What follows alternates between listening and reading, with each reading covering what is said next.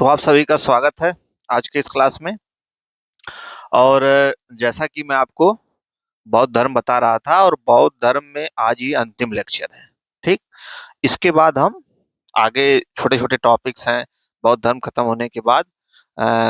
वैष्णव धर्म और शैव धर्म, क्योंकि क्वेश्चन उससे भी आते हैं। हालांकि बहुत इंपॉर्टेंट नहीं है, लेकिन क्यों हम लोग छोड़ें कोई किसी भी टॉपिक को, जब संभावना है आने की तो उसको हम क्यों छोड़ें। ठीक, फैक्चुअल बहुत चीजें रटने वाली हैं, लेकिन आपको रटना नहीं पड़ेगा, मैं ऐसा बताऊंगा। ठीक, तो आइए बौद्ध धर्म का आज अंतिम हम प्रसार और बौद्ध धर्म का प्रसार और पतन, और एक छोटा सा टॉपिक वर्षावास, इसके बारे में हम समझते हैं। ठीक, फिर बौद्ध धर्म का हमारा चैप्टर क्लोज हो जाएगा। तो आइए मैंने जैसा कि बोर्ड पे लिखा है, बौद्ध धर्म का प्रसार एवं पतन। अच्छा, इसको मैं कंपैरेटिव करके क्यों लिखा हूँ, तुलनात्मक क्यों, कि प्रसार और पतन एक साथ?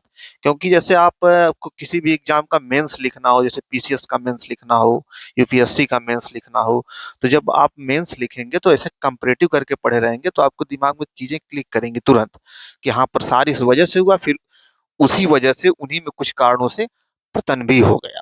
ठीक, इसलिए मैंने इसका कारण है, ये कंपैरेटिव करके लिखने का कारण है। ठीक है, तो मैंने आपको बताया। तो आइए उसको देखते हैं। तो बौद्ध धर्म का प्रसार एवं पतन। तो प्रसार में पहले देखते हैं प्रसार में क्या है। तो लिखा है बुद्ध का आकर्षक एवं प्रभावपूर्ण व्यक्तित्व। तो जैसा कि आप जानते हैं कि किसी भी संघ का, या वर्तमान में आप भारतीय जनता पार्टी को आप ले लीजिए, बीजेपी को ले लीजिए, मैं किसी पार्टी का विशेष रूप से नहीं, बस मैं आपको समझाने के लिए कह रहा हूँ।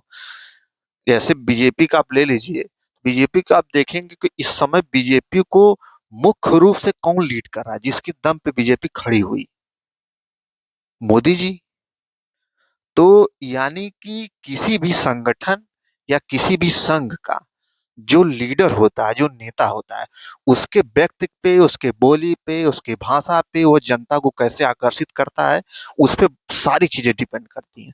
तो ठीक उसी प्रकार बुद्ध भगवान का जो व्यक्तित्व था, जो उनका बोलने की कला थी, जो आम जन में जाके कैसे बौद्ध धर्म को समझाया जाए, वो तमाम चीजें जो थी उनके अंदर, एकदम उनका व्यक्तित्व एक नंबर का था। इसलिए बुद्ध भगवान के व्यक्तित्व और उनके लीडरशिप का गुण, नेता का भी गुण था। तो ये दोनों, इस यहाँ पे मैंने लिखा है ना, आकर्षक एवं प्रभावपूर्ण व्यक्तित्व, तो उनकी जो पर्सनालिटी थी आकर्षक थी सच में। इस कारण से बौद्ध धर्म का प्रसार बहुत ज्यादा हुआ। तो नेता पे डिपेंड करता है भाई, किसी कोई भी धर्म हो, वो धार्मिक जो उसका नेता होता है उस पर पूरा डिपेंड करता है वो धर्म कितना चलेगा, जिस प्रकार से बीजेपी आजकल चल रही है। ठीक, तो ये हो गया बुद्ध का आकर्षण प्रभावपूर्ण व्यक्ति, उससे इसका बौद्ध धर्म का प्रसार। अच्छा, बौद्ध संघ, तो बुद्ध भगवान ने बौद्ध संघ भी बनाया था। तो बौद्ध संघ का क्या काम है? प्रचार प्रसार करना भाई। बौद्ध धर्म का प्रचार प्रसार करने के लिए बौद्ध संघ बनाया जाता है। कोई भी संघ क्यों बनाया जाता है? संघ इसलिए बनाया जाता है कि उस धर्म का प्रचार प्रसार हो, और अ, जो उसकी मान्यताएं हो, जो उसकी नियम कानून हो, उसको संकलित किया जा सके एक किताब के रूप में। दो ही कारण होते हैं किसी भी संघ को बनाने के। तो बौद्ध संघ बना था बौद्ध धर्म का प्रचार प्रसार करने के लिए, तो इससे भी बौद्ध धर्म का प्रसार हुआ। अच्छा, बौद्ध धर्म में सरलता थी। अभी मैं जब पतन बताऊंगा तो इसको तुलना करके, काफी सरल था बौद्ध धर्म, एक आम जनमानस के लिए बहुत ही सरल था। अभी बताता हूँ मैं। अच्छा, बौद्ध धर्म की जो भाषा थी, जो किस भाषा में बुद्ध भगवान समझाते थे आम व्यक्ति को, वो आम व्यक्ति की ही भाषा थी। जैसे जैसे आप किसी गांव से बिलोंग करते हैं, मान लीजिए किसी गांव से आप बिलोंग करते हैं। अब उस गांव में उस गांव के लोग ज्यादातर भोजपुरी पसंद करते हैं। तो जब आप जाएंगे वहां पे इंग्लिश बोल के समझाएंगे लोगों को, तो क्या उन लोगों को समझ में आएगा? नहीं समझ में आएगा। भोजपुरी समझाएंगे तो तुरंत समझने लगेंगे कि हाँ हाँ ये चीज है। तो उसी प्रकार बुद्ध भगवान क्या करते थे कि जो लोकल लैंग्वेज, जैसे उस समय पाली लोकल लैंग्वेज थी, आम जन की जो भाषा थी पाली थी, तो उसी भाषा में समझाते थे। ये लोग क्या किए, पतन में क्या हुआ आगे चल के, बौद्ध धर्म का पतन क्यों होने लगा आगे चल के, उसी भाषा को ये लोग मतलब पाली को हटा के संस्कृत कर दिया। संस्कृत भाई कठिन शब्द, जैसा कि मैं आपको बताया कि पीछे के लेक्चर में बताया ही था कि संस्कृत बोलने वाले तो कम है। संस्कृत तो एक अच्छी लैंग्वेज है, लेकिन इसको बोलने वाले कम है, समझने वाले भी कम होंगे।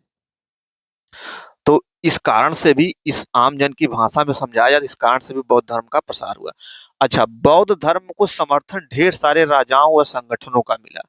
ढेर सारे राजाओं का मतलब क्या? जैसे बौद्ध संगीतियां हुई थी, मैंने आपको बताया था।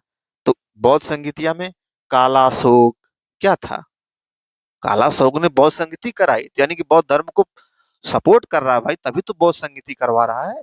अशोक, अशोक ने भी बौद्ध संगीति, अशोक भी सपोर्ट कर रहा है। ठीक। कनिष्क, कनिष्क भी सपोर्ट कर रहा है। तो ये जो मैंने आपको बताया था कि काला अशोक, गोरा अशोक और सांवला अशोक, ऐसे करके मैंने आपको बताया था बौद्ध संगीतियों की जो राजा थे, वो आपको जाके पीछे के लेक्चर को देखिएगा। तो ढेर सारे राजाओं का समर्थन मिल रहा है इस धर्म को। अच्छा, एक चीज और है, जब मैं आपको बौद्ध धर्म मतलब जो धार्मिक आंदोलन का जो उदय हुआ था उसका जो कारण मैंने बताया था, उसमें मैंने बताया था कि जो अ, जो निम्न वर्ण थे, जैसे वैश्य, शूद्र, ये लोग क्या करते थे? ये लोग बौद्ध धर्म को क्या करते थे? सपोर्ट करते थे। तो इससे भी, ये भी ये संगत ढेर सारे राजाओं, छोटे वर्णों का भी सपोर्ट मिला बौद्ध धर्म को। ठीक। अच्छा, ब्राह्मण धर्म का एक और था, ब्राह्मण धर्म में तमाम कुरीतियां हो गई थी, तमाम कुरीतियां हो गई थी, तो जिससे ब्राह्मण धर्म का धीरे धीरे अवसान हो रहा था, मतलब ब्राह्मण धर्म डाउन हो रहा था। जब कोई चीज डाउन होगा तो कोई नया चीज निकलेगा ही निकलेगा, तो बौद्ध धर्म निकला। ठीक है। अच्छा, इनमें देखिए ना, जैसे मैंने बताया था ना कि ढेर सारे राजाओं, संगठन, ब्राह्मण धर्म का अवसान क्यों हुआ? मैंने आपको बताया था कि धार्मिक आंदोलनों का उदय, जिसमें मैंने बताया था कि राजनीतिक क्षेत्र में हलचल हुई, आर्थिक क्षेत्र में हलचल हुई, सामाजिक क्षेत्र में हलचल हुई, धार्मिक क्षेत्र में, तमाम तीन चार प्रकार की सभी में हलचल हो रही है, जिससे बहुत धार्मिक आंदोलन हुए और ये तमाम धर्म आए। तो भाई, जब जो ब्राह्मण धर्म था उसमें धीरे धीरे धीरे जो कुरीतियां थे उसके खिलाफ सभी क्षेत्रों में हलचल आने लगी, सबको दिक्कत होने लगी। तो इससे नया धर्म आया, तो लोग इसको सपोर्ट किए बौद्ध धर्म, तो इससे प्रसार इसका हुआ। ठीक। अच्छा, अब आइए इसमें देखिए, बौद्ध संघ, इसमें बौद्ध संघ था प्रचार प्रसार, पतन क्यों हुआ? भाई, बौद्ध संघ तो बना प्रचार प्रसार करने के लिए, लेकिन जब आगे चल के बौद्ध संघ में तमाम कुरीतियां, कई पक्ष विपक्ष होने लगे। कुछ लोगों को, मैंने आपको बताया था, कुछ लोगों को खाने के बाद अ, गद्दीदार बिस्तर चाहिए था उसी में। कुछ लोग कहते थे कि नहीं, जो बुद्ध भगवान कह के गए वही हमको फॉलो करना था, ऐसे लेके तमाम डिबेट हुआ, आपस में विवाद हुआ। तो क्या हुआ? बौद्ध धर्म का विभाजन हो गया, बौद्ध धर्म का विभाजन हो गया। तो उसमें सबसे पहले किसमें विभाजन हुआ? सबसे पहले महासंघिक और स्थविरवादी में हुआ, फिर दूसरी बौद्ध संगीति में, फिर चौथी बौद्ध संगीति में हीनयान महायान हुआ, फिर आगे चल के सौतांत्रिक वैभाषिक, फिर शून्यवाद, माध्यमिकवाद, तमाम ऐसे बौद्ध धर्म का विभाजन होता चला गया, विभेद हुआ, विभिन्न संप्रदाय, तमाम संप्रदाय आने लगे। हीनयान, महायान, ये क्या है? माध्यमिकवाद, शून्यवाद, ये सब क्या है? तमाम संप्रदाय आने लगे, महासंघिक, स्थविरवादी। तो बौद्ध संघ में यहाँ विभेद हुआ, तो इसके कारण इसका पतन हो गया। अच्छा, ये बहुत सरल था, बौद्ध धर्म बहुत सरल था, सरल के नाते इसका प्रसार हुआ। लेकिन आगे चल के बौद्ध धर्म में जटिलता। अब सरल ये क्यों था? क्योंकि देखिए, बुद्ध भगवान ने कहा था कि सभी चीजें दुखमय है, तो सारी चीजें दुखमय है, तो यह आम आदमी समझेगा, चलिए हाँ भाई दुखमय है, दुख का कारण है, आम आदमी समझ जाएगा। लेकिन अब जब ये जटिल हो जाएगा आगे चल के, जटिल का मतलब इसमें कर्मकांड और पशु बलि तमाम नहीं थी, इसमें क्या होगा? आगे चल के कर्मकांड होने लगे, जादू टोना तमाम, आगे चल के जादू टोना, बौद्ध धर्म में जादू टोना भी आ जाएगा। वज्रयान एक शाखा है, उसमें जादू टोना, तो यानी कि आगे चल के ये बौद्ध धर्म क्या होगा? जटिल होता चला जाएगा, जिसमें जादू टोना, जिसके बुद्ध भगवान विरोधी थे, जिसको नहीं मानते थे, वही चीजें, जादू टोना, ये किसमें? वज्रयान एक शाखा आएगी, उसमें आ जाएगा, जिससे इसका पतन होने लगेगा। ठीक। और आगे देखिए, संस्कृत, अब ये लोग संस्कृत, जैसा कि आम भाषा जनता आसानी से समझती है, संस्कृत नहीं समझ पा रही थी, इसलिए भी थोड़ा उसका पतन होने लगा। यहाँ पे राजाओं का समर्थन मिला, प्रसार हुआ। आगे बौद्ध बौद्ध में का दमन होने लगा, दमन। पुष्यमित्र शुंग को बौद्धों का उत्पीड़क कहा जाता है, यानी कि बौद्ध धर्म वालों को खूब पीटता था, बल भर पीटता है बौद्ध धर्म वालों को। और शशांक ने क्या किया?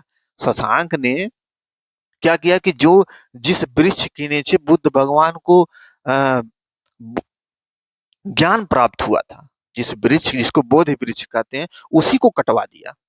वर्तमान में जो बोधि वृक्ष है वो बोधि वृक्ष नहीं है, उसकी कई पीढ़ी के बाद वाला बोधि वृक्ष है वो। जो एक्चुअल बोधि वृक्ष था उसको तो शशांक ने कटवा दिया। ठीक, तो वो बोध वृक्ष नहीं है। ठीक है, तो शशांक, ये क्या है लोग कर रहे हैं, दमन कर रहे हैं बौद्ध धर्म का। ठीक, आगे चल के बख्तियार खिलजी आएगा तो बख्तियार खिलजी नालंदा विश्वविद्यालय, विक्रमशिला सबको तहस नहस कर डालेगा। ठीक, अच्छा, अब आगे देखिए बौद्ध धर्म का ब्राह्मण धर्म का अवसान। तो ब्राह्मण धर्म का अवसान का मतलब क्या हुआ, यानी कि ब्राह्मण धर्म धीरे धीरे धीरे धीरे डाउन हुआ। तब इसका जब ये डाउन हुआ तो इसका बौद्ध धर्म का प्रसार होने लगा। लेकिन इधर देखिए पुनरुत्थान, इधर ब्राह्मण धर्म का फिर पुनरुत्थान होने लगेगा। कैसे, जब बौद्ध धर्म में जादू टोना तमाम चीजें आने लगेंगी तो फिर ब्राह्मण धर्म का फिर वही पुनरुत्थान होगा, जिसमें शंकराचार्य, कुमारिल आ जाएंगे। वो क्या करेंगे, बौद्धों को चैलेंज करेंगे। कौन, शंकराचार्य, शंकराचार्य, कुमारिल, ये लोग बौद्धों को चैलेंज करेंगे। ठीक, और आगे चल के बुद्ध भगवान को अवतारवाद की संकल्पना आएगी और बुद्ध भगवान को मान लिया जाएगा कि बुद्ध भगवान विष्णु जी के अवतार हैं। ठीक, तो जब बुद्ध भगवान विष्णु जी के अवतार हैं तो ये कोई अलग से नहीं, ये हिंदू धर्म से ही संबंधित है, ये मान लिया जाएगा, जिससे बौद्ध धर्म का क्या हो जाएगा, पतन हो जाएगा। ठीक, तो ये सारी चीजें आप देखिए ना कैसे पतन हो रहा है, कैसे ये रटने की जरूरत है कि क्यों पतन हो रहा है, क्यों इसका प्रसार हुआ, ये रटने की जरूरत है, कतई रटने की जरूरत नहीं है।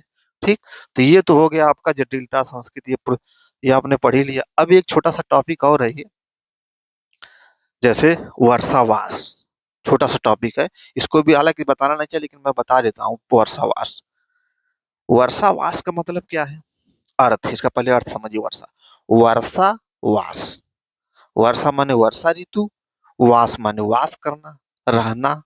तो वर्षा के समय रुकना, वर्षा के समय रुकना। तो कौन रुकेगा वर्षा के समय, बुद्ध भगवान और उनके जो भिक्षु भिक्षुड़ियां थी। क्यों रुकेंगे, तो साल में 12 महीने होते हैं, तो 4 महीने बरसात का समय होता है। तो उस काल में, प्राचीन काल में रोड रेलवे सब कहाँ था, तो 8 महीने तो बुद्ध भगवान और भिक्षु भिक्षुड़ियां सब प्रचार, बौद्ध धर्म का प्रचार प्रसार करेंगे। लेकिन जब बरसात का समय आएगा तो आने जाने में तमाम चीजें दिक्कत होने लगेगी। तो क्या करेंगे बुद्ध भगवान और भिक्षु भिक्षुड़ियां, कहीं बरसात के समय कहीं रुक जाएंगे, कहीं रुकेंगे। तो वही जो 4 महीना है वही वर्षावास कहलाता है। जैसा यहाँ पे देखिए, 8 महीने प्रचार प्रसार, कौन कौन प्रचार प्रसार करेगा, बुद्ध भगवान और भिक्षु भिक्षुड़ियां।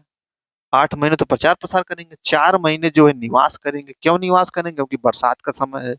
बरसात के समय कोई ऐसी व्यवस्था प्राचीन काल में तो थी नहीं कि, तो दिक्कत होती थी, इसलिए 4 महीने लोग रुक कर निवास करते थे। इसी को वर्षा वास कहा जाता था। अच्छा, पहला वर्षावास कहाँ हुआ था, सारनाथ में हुआ था पहला वर्षावास। सर्वाधिक वर्षावास कहाँ हुआ, श्रावस्ती में हुआ। मैंने आपको बताया था कि जहां सर्वाधिक वर्षावास होगा वहीं पे सर्वाधिक शिष्य भी बनेंगे, किसके, बुद्ध भगवान के। अच्छा, अंतिम वर्षावास वैशाली में हुआ।